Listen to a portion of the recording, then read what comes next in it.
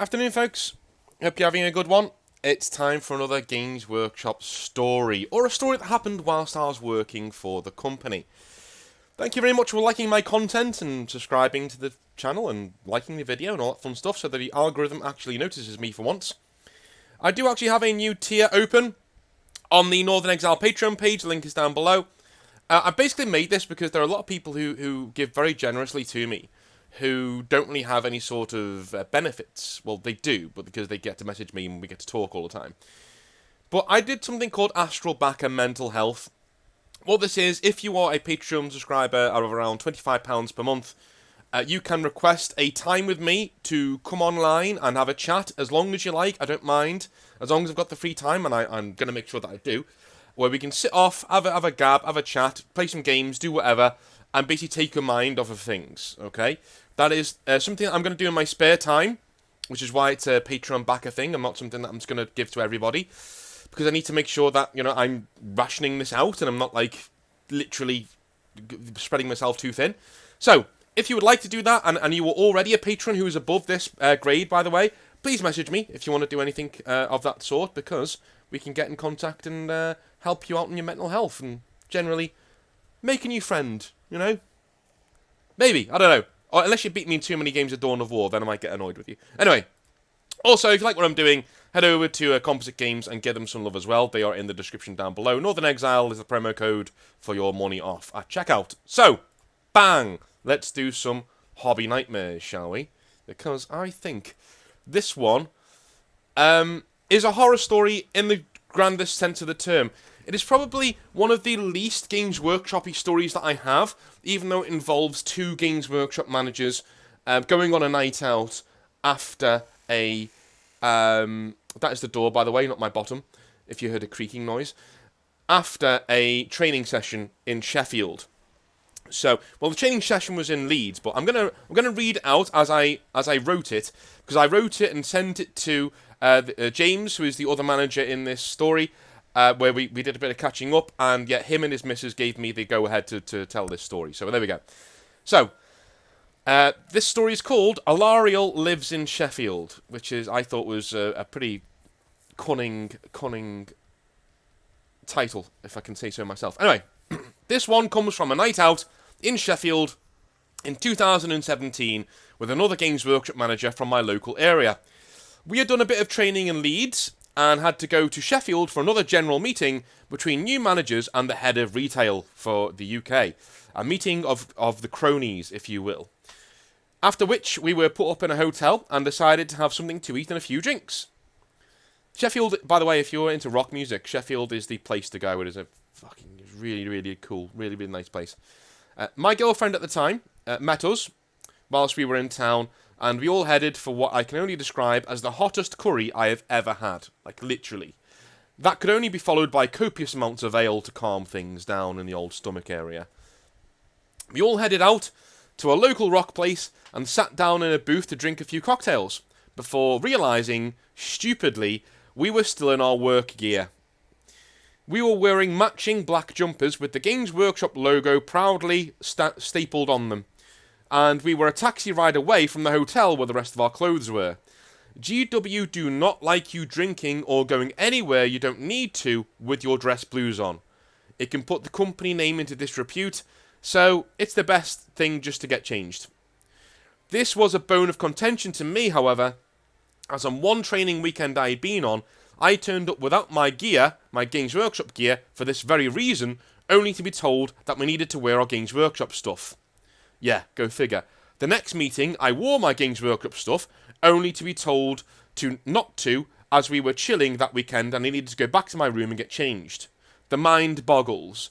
But that is what they are like, middle management at Games Workshop. They seem to delight in telling people they are doing things wrong or they don't fit in.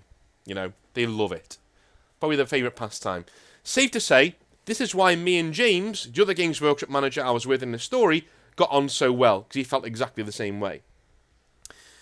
The night goes on, and before long we are throwing shapes on the dance floor, praying that none of our other managers or bosses are in the local area, or worse still, in the club.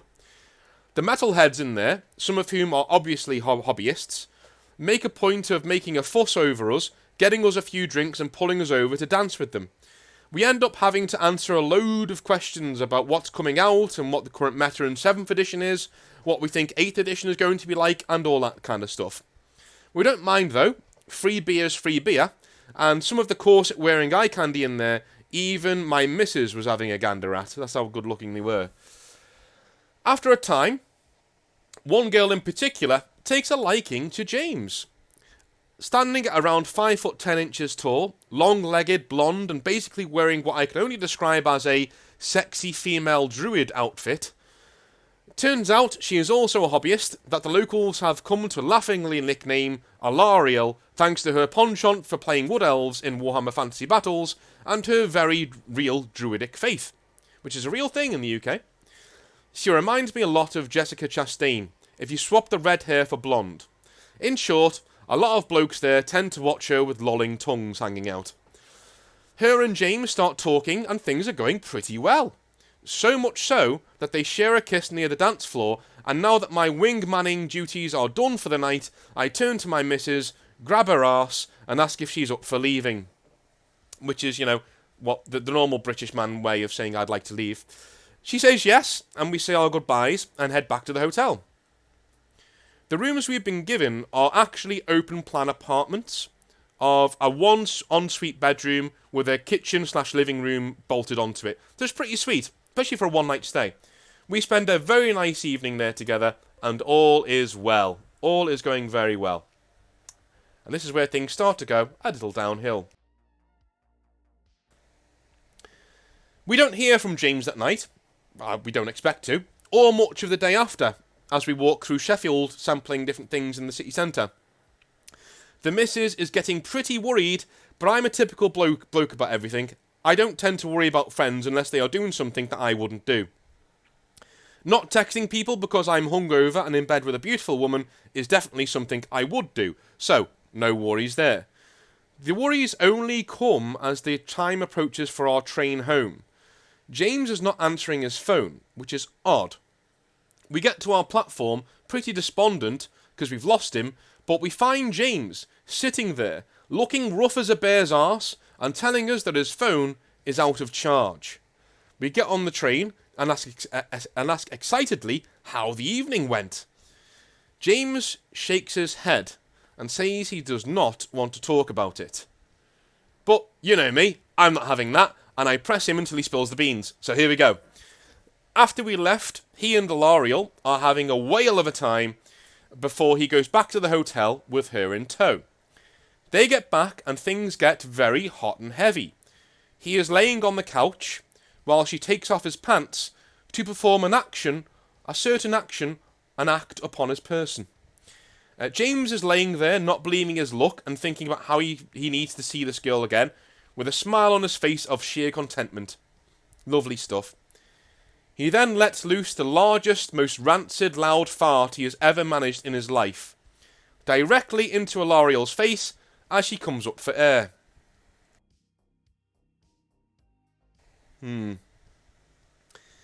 Gagging, Alarielle jumps up and runs to the kitchen sink and begins dry heaving.